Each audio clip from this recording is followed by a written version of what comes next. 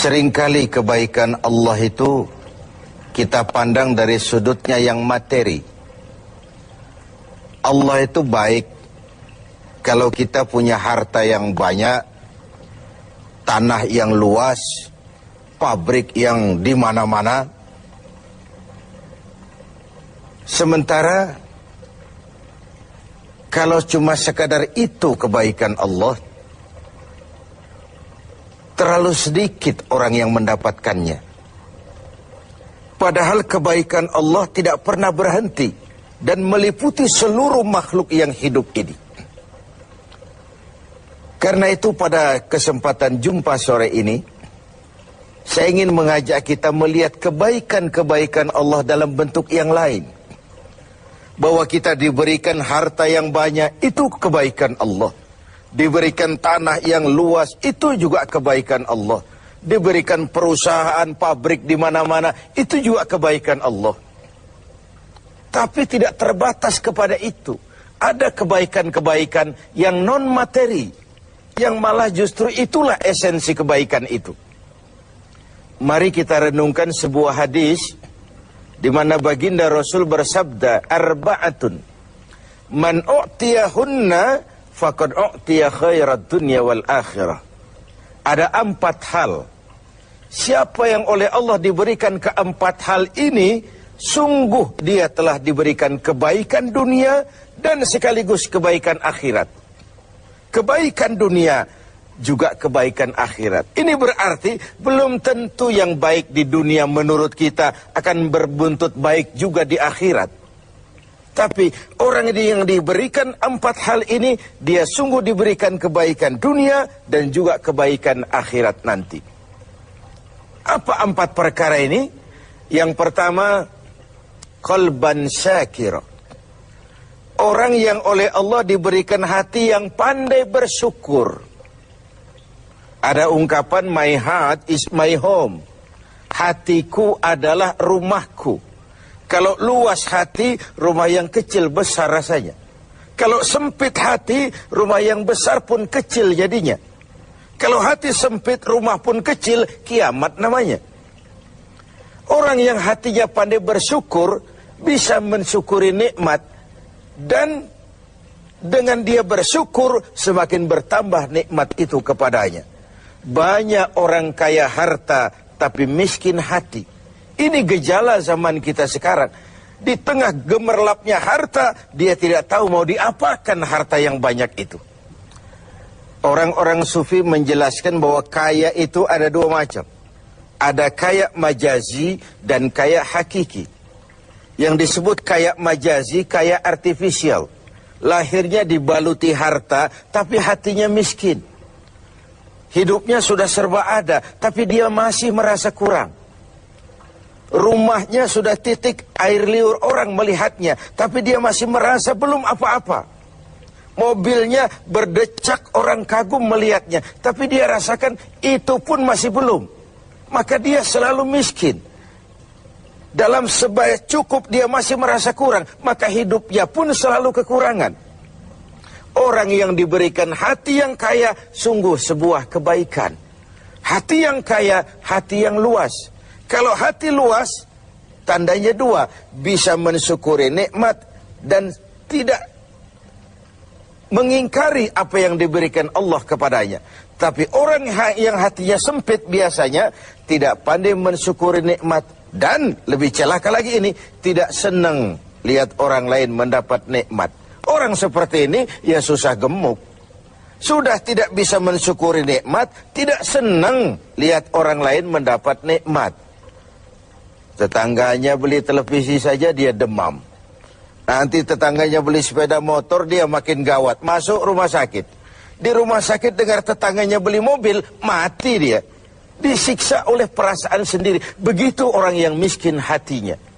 Orang yang diberikan hati yang pandai bersyukur, sudah diberikan kebahagiaan dunia dan kebaikan akhirat. Ini yang pertama. Yang kedua, walisanan zakira. Orang yang diberikan lidah yang pandai berzikir, menyebut nama Allah dalam artian yang seluas-luasnya. Tasbih ya zikir, tahmid ya zikir, tahlil ya zikir. Tapi ada fenomena lain. Melihat apapun yang mengagumkan, dia kembali kepada Sang Maha Pencipta. Itu pun zikir.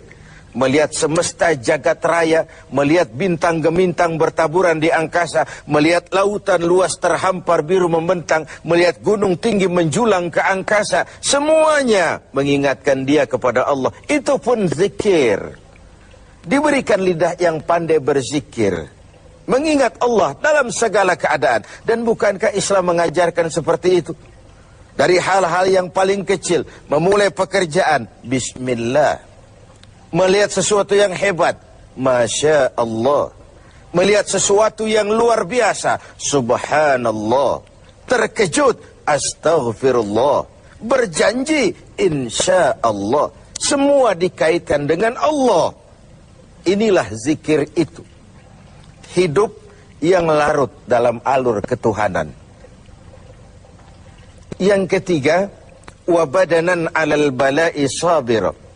Beruntung orang, diberikan kebaikan orang, kalau dia dikaruniai badan yang tegar menghadapi bencana, tegar menghadapi cobaan, kuat menghadapi tantangan. Tantangan itu penting. So, kalau tidak ada tantangan, kita akan tidur.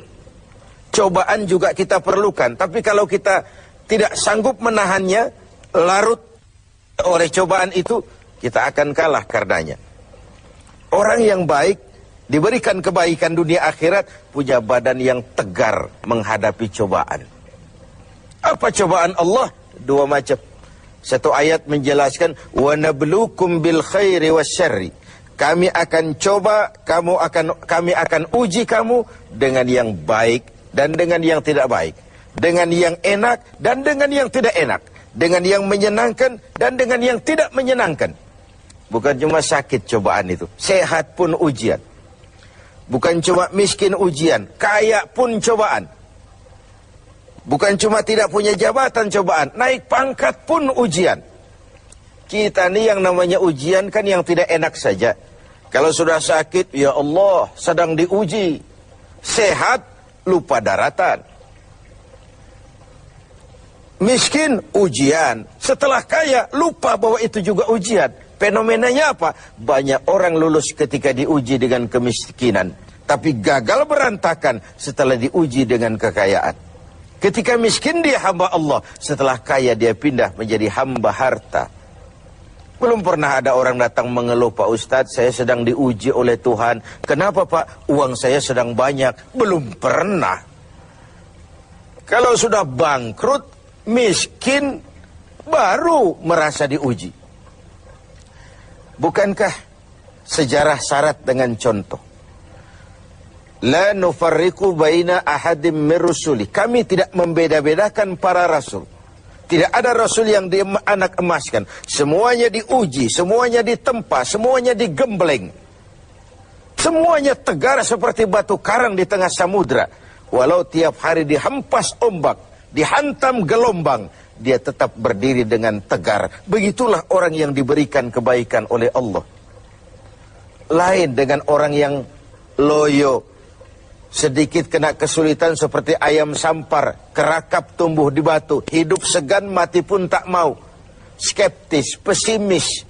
Apa yang bisa kita lakukan kalau dasar hidup kita sudah skeptis dan pesimis itu tadi?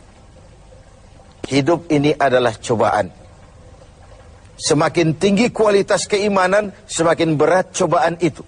Semakin kokoh berpegang kepada agama, semakin kuat pula cobaan datang menerpa. Yang terakhir, orang yang diberikan kebaikan dunia akhirat, wa zaujatan salihatan, diberikan istri yang salihah, pendamping. Tidak ada suami bisa sukses jadi apapun dia tanpa peran serta dan dukungan istrinya.